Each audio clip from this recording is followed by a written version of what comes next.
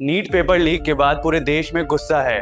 Education minister ने resign कर दिया और अब पीएम मोदी ने एक नया टास्क फोर्स बनाया है जो एग्जाम्स को लीक प्रूफ बनाएगा। हमारी परीक्षा पद्धति में सबसे ज्यादा अब टेक्नोलॉजी का उपयोग हो, इन सारी बातों को ध्यान में रखते हुए विश्व प्रसिद्ध टेक्नोलॉजी एक्सपर्ट श्रीमान नंदन नीलेकनी जी के नेतृत्व में हाई पावर टास्क फोर्स बनाने का निर्णय किया है, जो एग्जामिनेशन रिफॉर्म की तरफ फोकस करेगा और जल्द से जल्द आने वाली परीक्षाओं की विश्वसनीयता को सुनिश्चित करने का काम इसके रिपोर्ट के आधार पर कर दिया जाएगा। लेकिन सवाल ये है, इस कमेटी में है कौन और क्या ये सच में काम करेगा या बस एक और कमेटी बन के रह जाएगी।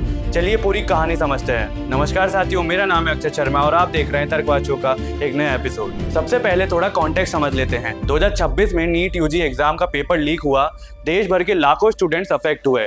इसके बाद मैसिव प्रोटेस्ट शुरू हुए, स्टूडेंट्स, पेरेंट्स सब सड़कों पर उतर आए। इस प्रेशर के चलते union education minister Dharmendra Pradhan ने रिजाइन कर दिया। ये बहुत बड़ा मूव था क्योंकि इंडिया में मिनिस्टर्स रेयरली रिजाइन करते हैं अकाउंटेबिलिटी के लिए। अगले ही दिन पीएम मोदी ने एक वीडियो मैसेज रिलीज किया इंस्टाग्राम पर और अनाउंस किया कि एक नया हाई पावर टास्क फोर्स बनाया जा रहा है। इसका काम होगा एग्जाम सिस्टम को कम्प्लीटली ओवरहॉल करना। अब बात करते हैं इस टास्क फोर्स में है कौन। ये 6 मेंबर कमेटी है और हर मेंबर अपनी फील्ड का एक्सपर्ट है। सबसे पहले नंदन नीलेकनी कमेटी के हेड हैं, इन्फोसिस के को फाउंडर और आधार कार्ड बनाने वाले UIDAI के फाउंडिंग चेयरमैन, टेक्नोलॉजी और लार्ज स्केल सिस्टम्स के एक्सपर्ट। दूसरे S Somnath, former ISRO chairman जिनका एक्सपीरियंस है complex high security systems manage करने का।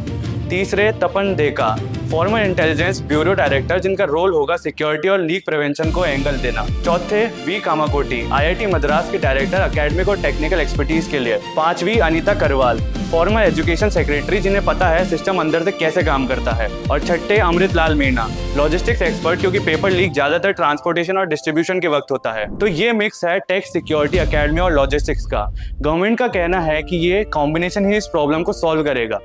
अब सवाल ये है कि ये कमेटी करेगी क्या। टास्क फोर्स का फोकस है नेशनल टेस्टिंग एजेंसी यानी NTA को रिवैम्प करना। ये देखेगा कि क्वेश्चन पेपर कैसे बनता है, पेपर ट्रांसपोर्ट कैसे होता है, कैंडिडेट ऑथेंटिकेशन यानी एग्जाम देने वाला सही बंदा है या नहीं, एग्जाम डिलीवरी प्रोसेस और रिजल्ट प्रोसेसिंग। बेसिकली पूरे काम पाइपलाइन में हर जगह डिजिटल सिक्योरिटी और चेक्स लगा के लीक्स को रोकना। लेकिन यहाँ एक इम्पॉर्टेंट बात है, ये पहली कमेटी नहीं है। 2018 में भी एक हाई पावर कमेटी बनी थी CBSE पेपर लीक्स के बाद। कई स्टेट लेवल कमेटीज भी बन चुकी है, केरला, असम और कहीं और। कांग्रेस पार्टी ने इस नए टास्क फोर्स पर सवाल उठाया है। उनका कहना है कि पुरानी कमेटी की रिकमेंडेशंस अभी तक इम्प्लीमेंट नहीं हुई तो नया टास्क फोर्स क्यों बनाया।